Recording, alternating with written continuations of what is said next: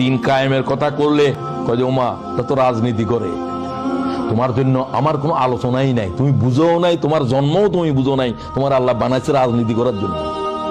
ইন্নী জাইলুন feel আরদে, খেলাফত itself a political word. তুমি রাজনীতি জানো না, তোমার কোন জিনে পয়দাশ দিছে, তোমার কোন মালাইকায় পয়দাশ দিছে, তোমার তো বানানো হয়েছে খেলাফতের জন্য। কথা কি বুঝো?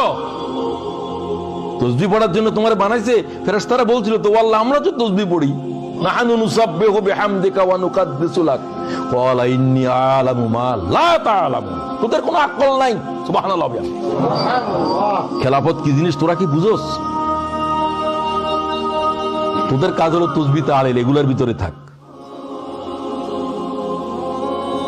আর তুমি এখন ওটাকে তসবিহ তাহলিলের ইবাদত বুঝছো, তোমার কি জন্য বানাইছে ওটা তুমি বুঝোও নাই।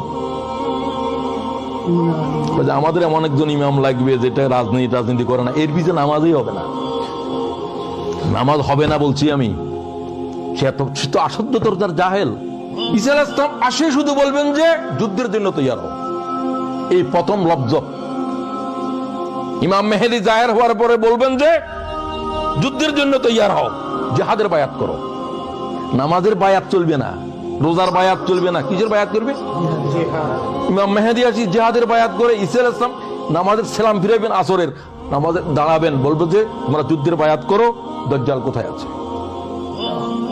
তোমার কোনো খবর নেই। তুমি তখনও বলিও আমার তো কিছু তসবিহ আছে বাকি আছে, তুমি পড়বে তসবিহ গুলা, তোমার তো আর কোনো কাম নাই, তুমি বুঝো না। তুমি নামাজ বুঝছো, তুমি জানো না যে জিনিস নামাজের কাজা করে দেয় সেই জিনিস বুঝো নাই, সেটা হলো জিহাদ।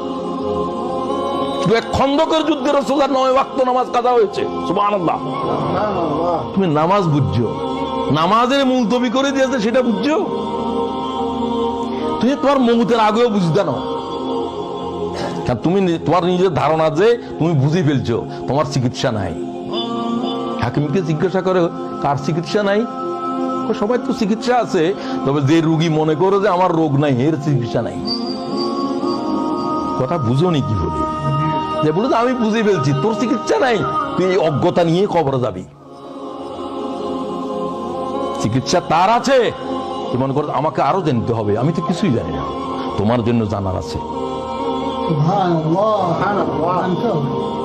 আজীব বিষয় চলছে উম্মতের উপরে, উম্মতের আলেমেরা গোমরা হয়ে গেছে, ইল্লা মাশাআল্লাহ। এবং কিয়ামতের আগে তাই হবে। হুজুর বলছে কিয়ামতের আগে দিয়ে উবাদুন জহালুন উলামাউন ফুসাক, قال রাসূলুল্লাহ, আলেমেরা সব ফাসিক হয়ে যাবে, জাহেলেরা আবেদ হয়ে যাবে। জাহেলেরা আবেদ হবে, ইবাদত বুঝবে না। কথা বুঝছেন নাকি? ইবাদত বুঝবে না, হেদের ইবাদত হবেও না, কারণ এত ইলম নাই। কোরআন শরীফ পড়ে ভুল পড়ে, ওটা করে ভুল পড়ে, ভুল করে সবকিছু।